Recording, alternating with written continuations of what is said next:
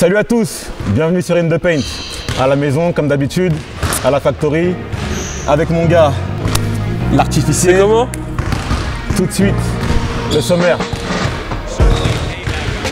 Toronto. Pas si dinosaure que ça. Oladipo. Le joueur qui monte, qui monte, qui monte. San Antonio. Eh, les papis font de la résistance. C'est In The Paint. It's been a long time coming.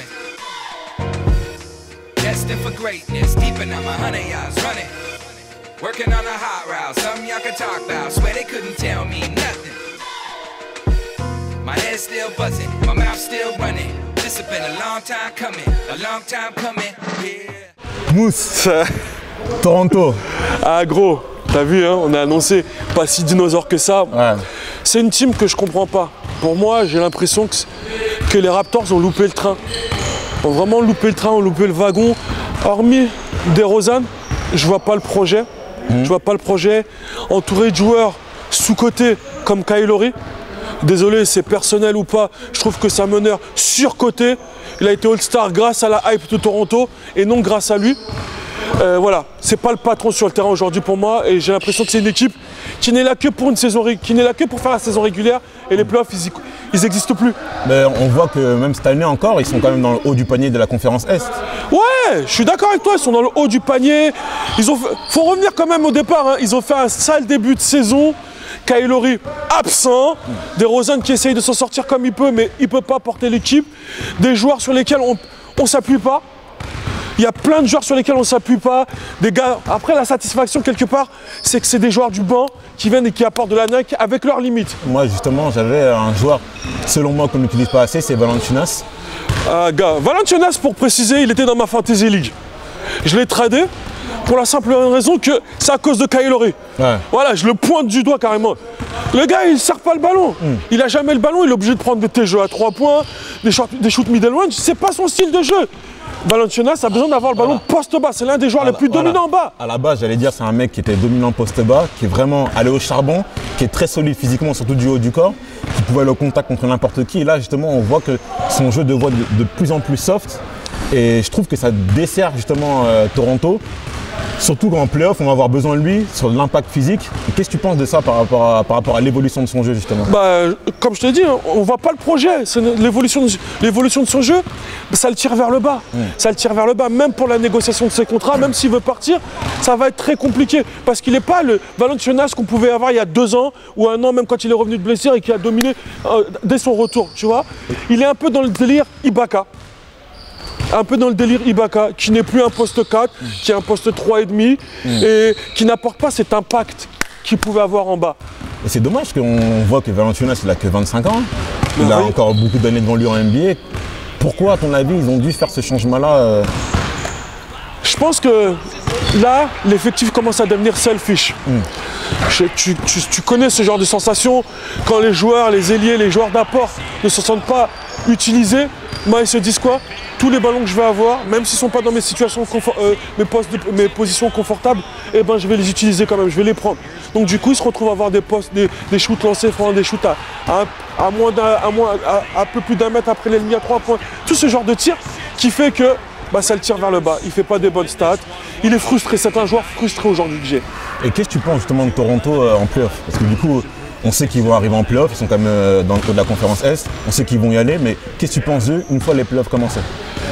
Je les vois pas. Ok, peut-être un premier tour, et encore, ça dépendra sur qui ils vont tomber. Mais ce sera tout. Le manager, Mjri, je sais pas ce qu'il fait.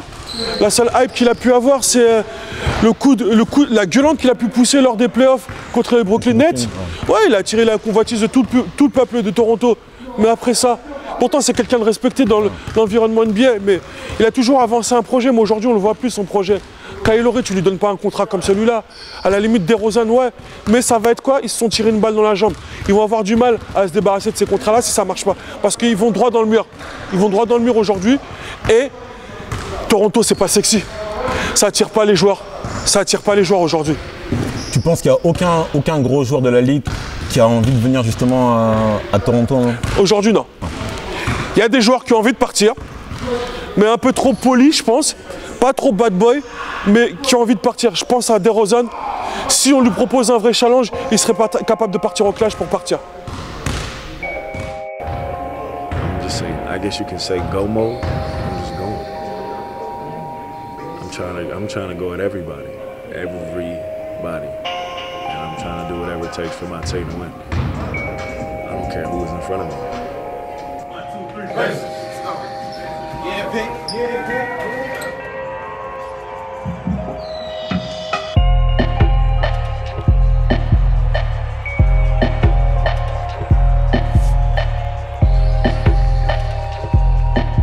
Victor Oladipo. Ouh, Flying Oladipo.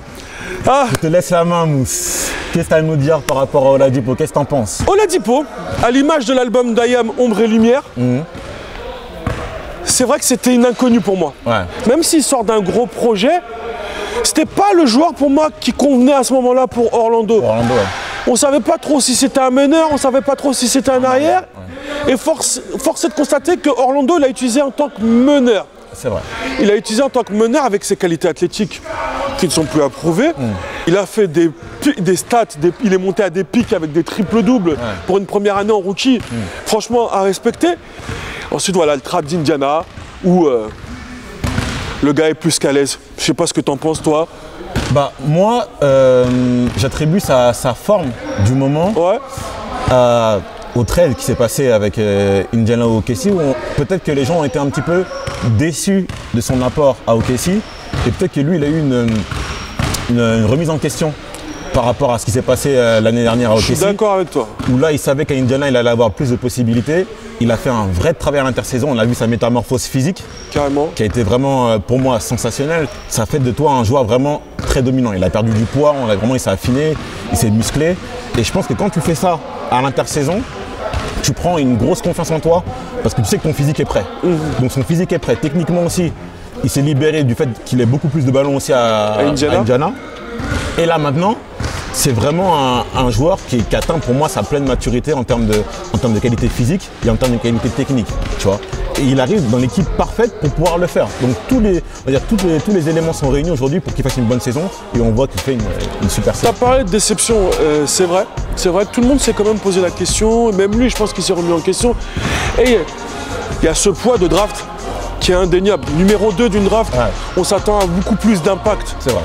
Et c'est pas ce qu'il a eu. C'est pas ce qu'il a eu au sein d'une franchise. Parce que, ouais, individuellement, il a eu ses impacts. Voilà, il a eu des bonnes stats, mais il n'a pas donné une dimension supplémentaire à l'équipe. Et là, c'est ce qu'il est en train de faire à Indiana pour la première fois de sa carrière, où on voit que son apport sur le terrain amène une certaine vibe, un certain esprit à toute l'équipe d'Indiana. Une certaine maturité de sa part aussi. Il y a une certaine maturité de sa part. J'ai envie de te dire que Indiana se retrouve gagnant de ce trade avec Paul George. Ouais. Vous en pensez quoi? Quel est le grand gagnant de ce trade entre Sabonis, Oladipo contre Paul George? On attend vos réactions sur la page Facebook Indapend. Having trouble. Almost a 5-second count. The Spurs basketball. Oh, brother. Do you believe that? The Spurs force the turnover. 7 seconds. 6. Ginobili driving. Scoring. Spurs win. San Antonio, San Antonio n'a pas pu faire de la résistance. c'est très très impressionnant. Ah, de ouf. Comme on dit, c'est dans les vieux pots Qu'on fait les meilleures confitures. les meilleures confitures. Et je crois que cette confiture-là, elle doit être bien bonne. Elle est très très bonne. Pour qu'elle marche comme ça, elle doit être bien bonne. Très bonne. Et on voit finalement que même sans leurs meilleurs fruits, que Léonard était blessé pendant un bon moment. Le gars, il était sur une lancée, mais monstrueuse. Il se blesse au pire des moments. Ouais.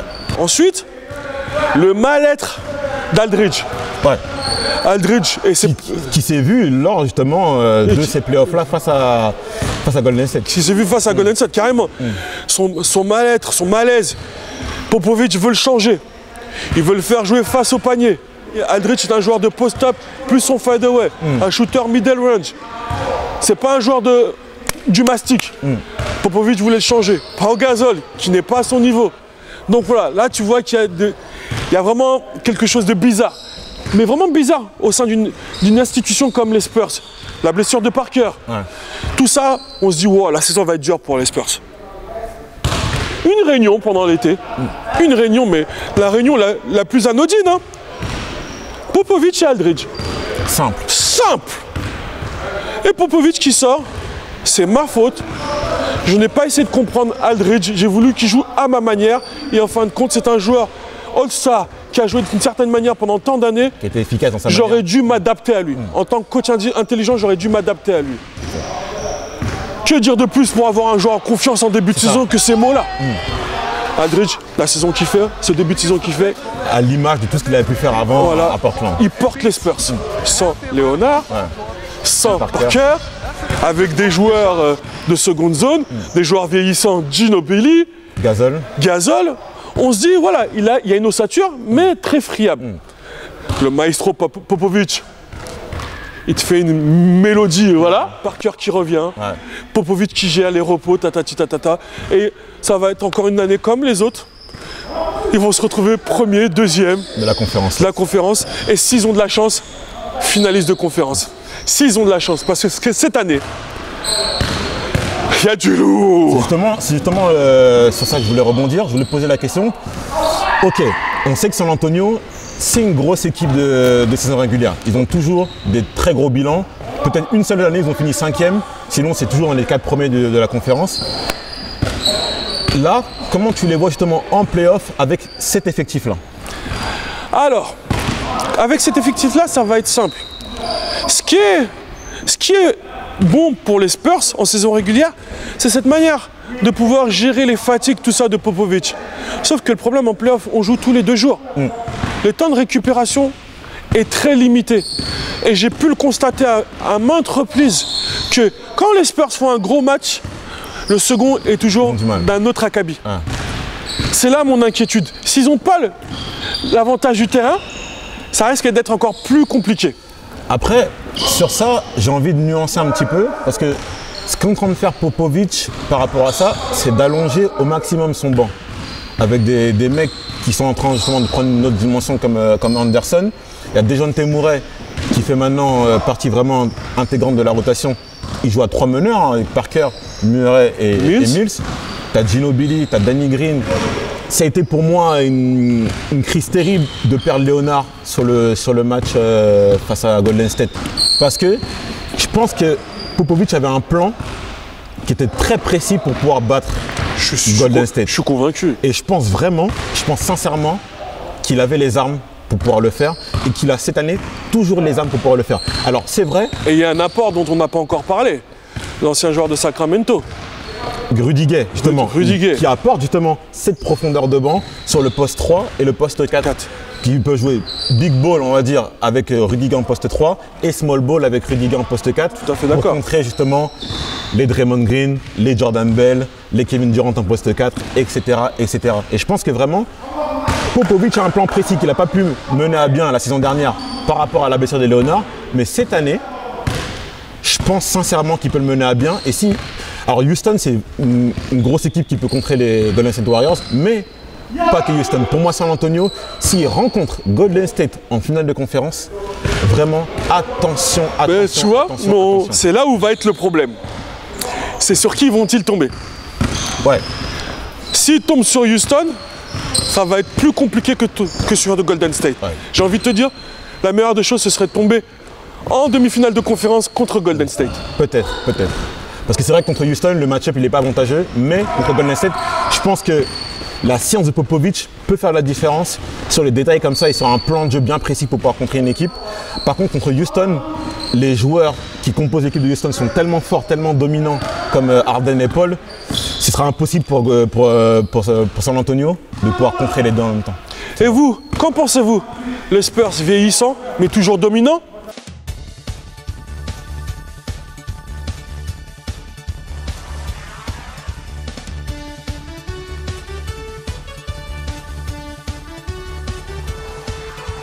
Mon gars Mike, je crois qu'on s'est fait plaisir aujourd'hui. Hein. Vraiment plaisir. Ah, des fous comme d'hab. C'est tout pour aujourd'hui. On vous invite toujours à nous suivre sur le site indapendprod.com, le Facebook Indapend et surtout l'Instagram Indapend. On vous donne rendez-vous la semaine prochaine pour une surprise. Bye bye. It's been a long time coming. Destined for greatness, keeping on my 100 yards running. Working on a hot route, something y'all can talk about. Swear they couldn't tell me nothing. My head's still buzzing, my mouth still running. This has been a long time coming, yeah.